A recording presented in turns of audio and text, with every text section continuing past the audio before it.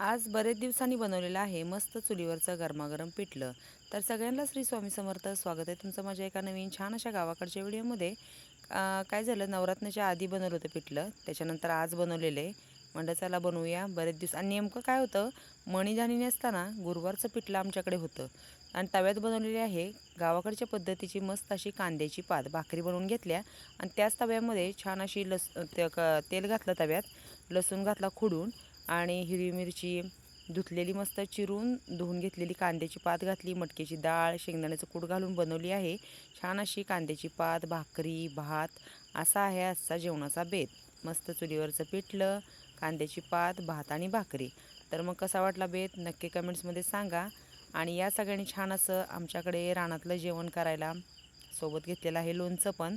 कोणाकोणाला असं छान लोणचं आवडतं गावाकडच्या पद्धतीचं ते मला कमेंट्समध्ये नक्की सांगा. आणि कांद्याची पात कशी आहे ते पण सांगा, तुम्ही कशी बनवता. ते दोघं बापले का तिकडे जेवून झोपलेले आहेत, हँडला जायचं आहे दारं धरायला. तर या सगळ्यांनी मस्त असं जेवण करायला.